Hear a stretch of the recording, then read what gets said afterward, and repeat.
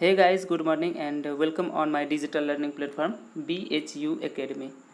सबसे पहले आप सभी को स्वतंत्रता दिवस की हार्दिक शुभकामनाएं। आज है 15 अगस्त 2021 और देश में 75वां स्वतंत्रता दिवस मनाया जा रहा है। डेली करंट अफेयर के सेशन में आज 15 अगस्त 2021 के 10 इम्पॉर्टेंट करंट अफेयर को कवर करने वाले हैं इस वीडियो में। तो गाइज प्लीज़ इस सेशन के साथ अंत तक बने रहिएगा। देखिए, इसमें राष्ट्रीय और अंतर्राष्ट्रीय स्तर के 10 इम्पॉर्टेंट करंट अफेयर को डिस्कस किया जाता है जो किसी भी यूनिवर्सिटी में होने वाले एंट्रेंस एग्ज़ाम और अदर कंपटीशन एग्ज़ाम के पॉइंट ऑफ व्यू से इम्पॉर्टेंट है, मोस्ट इम्पॉर्टेंट है। और देखिए, नेशनल टेस्टिंग एजेंसी ने अब ऑफिशियल नोटिफिकेशन भी जारी कर दिया है कि 14 अगस्त से लेकर के 6 सितंबर तक जो है BHU एंट्रेंस एग्ज़ाम के लिए ऑनलाइन आवेदन की डेट है, प्रक्रिया शुरू कर दी गई है। आप 14 अगस्त से लेकर के 6 सितंबर के बीच में आवेदन कर सकते हैं। चलिए सेशन को शुरू करते हैं।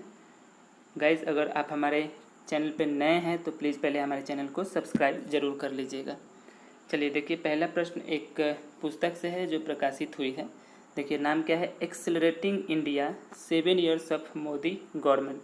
तो हमारे देश के प्रधानमंत्री हैं श्री नरेंद्र मोदी और उनके शासन के 7 साल पूरे हो चुके हैं। तो उन्हीं से संबंधित एक पुस्तक प्रकाशित हुई है, accelerating India 7 years of Modi government. ये पुस्तक के लेखक कौन है, किसने लिखी है ये पुस्तक? ऑप्शन है KJ अल्फोंस, वेंकैया नायडू, शशिधर सिन्हा या कैलाश सत्यार्थी। तो बताइए इसका सही जवाब क्या है? इसका सही जवाब है ऑप्शन ए, KJ अल्फोंस के द्वारा ये पुस्तक लिखी गई, alternative India 7 years of Modi government. और इसी का हाल ही में विमोचन किया है हमारे देश के उपराष्ट्रपति श्री M वेंकैया नायडू के द्वारा। तो ये पुस्तक काफ़ी इम्पोर्टेंट है।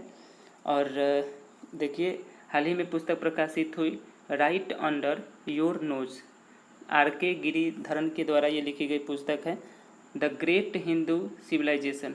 द ग्रेट हिंदू सिविलाइजेशन ये पुस्तक भी प्रकाशित हुई और ये पुस्तक पवन कुमार वर्मा के द्वारा ये लिखी गई पुस्तक है। How the earth got its beauty, जो आप ही को हाल ही में बताया गया आप सभी को, ये भी पुस्तक प्रकाशित हुई, how the earth got its beauty, जिसकी लेखिका है सुधा मूर्ति। और देखिए, गौतम चिकेरमाने के द्वारा India 2030 the rise of majestic nation लिखी गई। तो ये सब काफ़ी इम्पोर्टेंट पुस्तक है। चलिए आगे बढ़ते हैं। अब देखिए, दूसरा नंबर प्रश्न है, हाल ही में भारतीय नौसेना इंडियन नेवी ने किस देश के नौसेना के साथ युद्ध अभ्यास सी कैट का अनावरण किया है? तो ये एक युद्ध अभ्यास है जो शुरू किया गया है भारतीय नौसेना और किस नौसेना के मध्य में?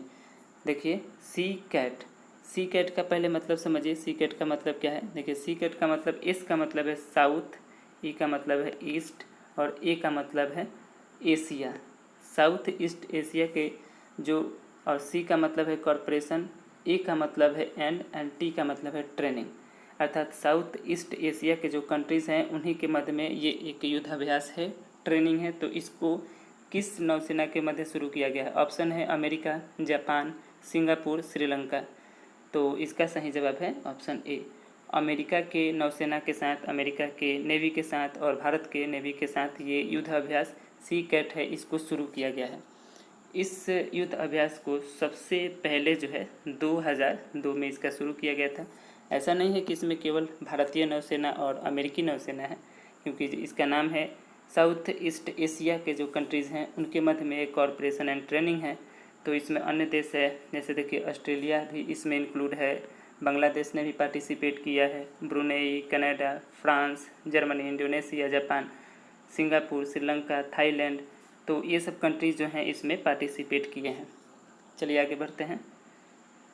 अब देखिए, 3 नंबर प्रश्न है, 15 अगस्त 2021 को स्वतंत्रता दिवस के मौके पर मुख्य अतिथि के रूप में किसे आमंत्रित किया गया? तो ऐसा हर बार होता है कि जो हमारे यहाँ 15 अगस्त मनाया जाता है स्वतंत्रता दिवस, उस पर मुख्य अतिथि के रूप में किसी भी देश के राष्ट्रपति, प्रधानमंत्री अथवा कोई भी अधिकारी आते हैं।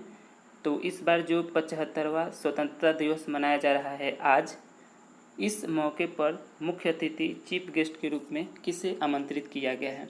ऑप्शन देखिए, ऑप्शन है ओलंपिक एथलीट, अमेरिकी राष्ट्रपति, सेना अध्यक्ष, उपयुक्त सभी। तो इसका सही जवाब है ऑप्शन ए, बिल्कुल। जो टोक्यो ओलंपिक 2020 हुआ, इसमें भारत के जितने भी एथलीट ने पार्टिसिपेट किया था उनको इस बार 15 अगस्त 2021 के स्वतंत्रता दिवस के मौके पर मुख्य अतिथि के रूप में हमारे देश के प्रधानमंत्री श्री नरेंद्र मोदी ने आमंत्रित किया है। और इसमें लगभग देखिए 120 एथलीट को जो है मुख्य अतिथि चीफ गेस्ट के रूप में आमंत्रित किया गया है इस 75वें स्वतंत्रता दिवस के शुभ अवसर पर। चलिए आगे बढ़ते हैं। अब देखिए 4 नंबर प्रश्न है, परमाणु बैलिस्टिक मिसाइल गजनवी का सफलतापूर्वक परीक्षण किस देश की सेना के द्वारा किया गया है। तो ये एक मिसाइल है जिसका नाम है गजनवी, पूरा नाम है बैलिस्टिक मिसाइल है, एक परमाणु बैलिस्टिक मिसाइल है और इसका सफलतापूर्वक परीक्षण किस देश की सेना के द्वारा किया गया है। ऑप्शन है पाकिस्तान, जापान, सिंगापुर, श्रीलंका। तो इसका सही जवाब है ऑप्शन ए। देखिए पाकिस्तान की सेना के द्वारा ये जो गजनवी मिसाइल है इसका सफलतापूर्वक परीक्षण किया गया है। ये जो मिसाइल है सतह से सतह, सरफेस टू सरफेस वार करने वाली एक मिसाइल है और यह लगभग 290 किलोमीटर तक के अपने लक्ष्य को साधने में सफल हो सकती है। सफलतापूर्वक इसका परीक्षण पाकिस्तान की सेना के द्वारा किया गया है। चलिए आगे बढ़ते हैं।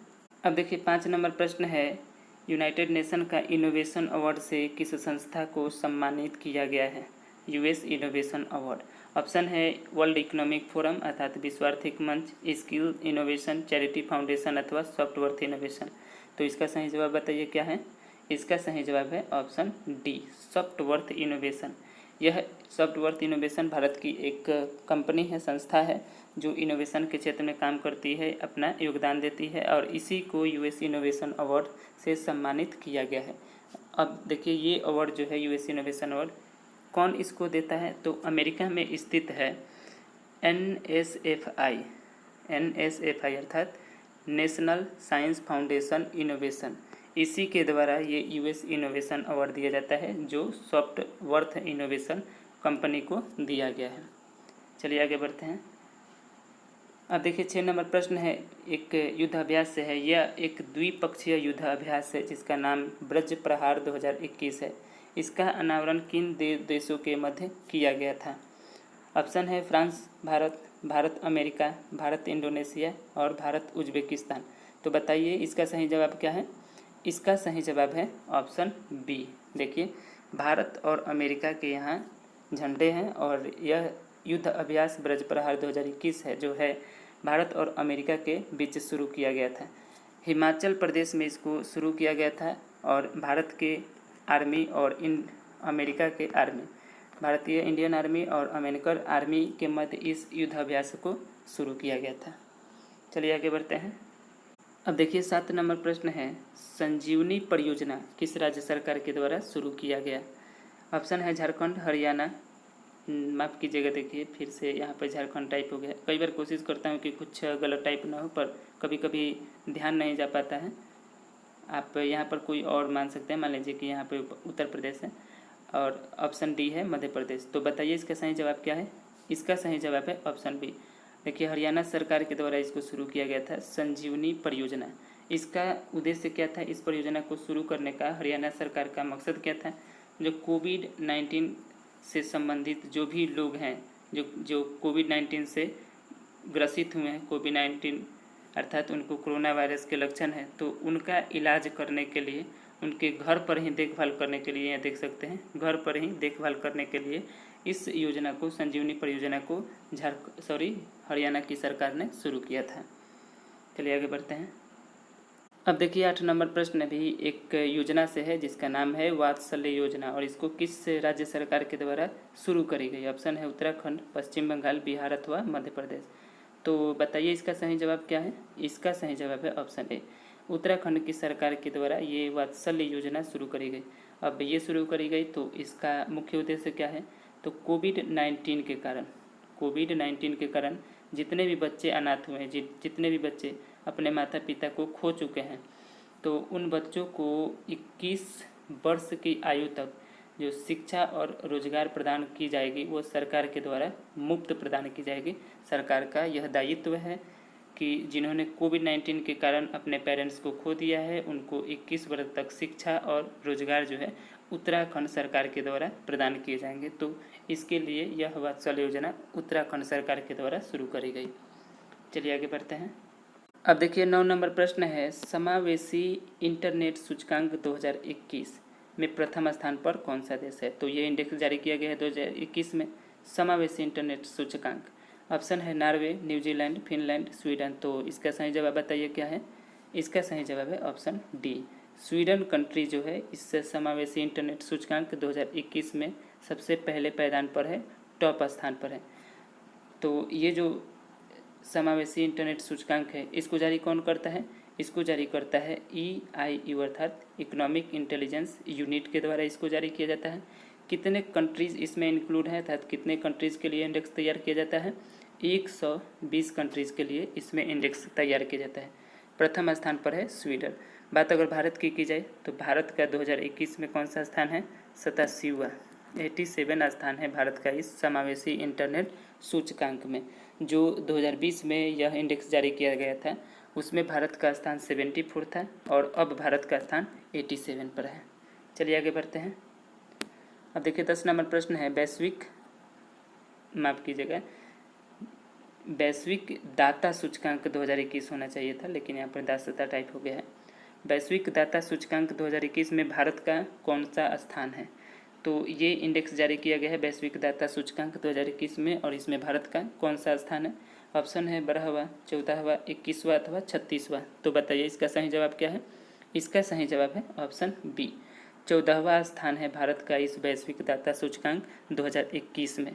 अब इसको जारी किया गया है तो इसको कौन जारी करता है, चैरिटी फाउंडेशन। इसको चैरिटी फाउंडेशन के द्वारा जारी किया जाता है। कितने कंट्रीज़ के लिए, तो 114 कंट्रीज़ के लिए इस इंडेक्स को तैयार किया जाता है चैरिटी फाउंडेशन के द्वारा। भारत का इसमें 14वां स्थान है। बात की जाए कि पहले स्थान पर कौन है, देखिए पहले स्थान पर है इंडोनेशिया। इंडोनेशिया पहले स्थान पर है, जारी इसको करता है चैरिटी फाउंडेशन के द्वारा। कुल 114 कंट्रीज़, प्रथम पर है इंडोनेशिया और 14वें स्थान पर है भारत।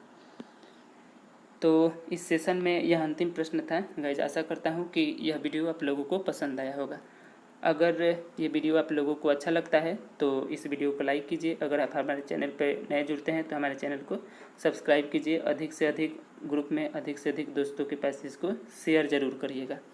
अगले वीडियो में हम लौटेंगे 16 अगस्त 2021 के इसी तरह के 10 इंपॉर्टेंट करेंट अफेयर के क्वेश्चन के साथ। चलिए वीडियो को यहीं एंड करते हैं। Be positive, be motivated. जय हिंद, जय भारत।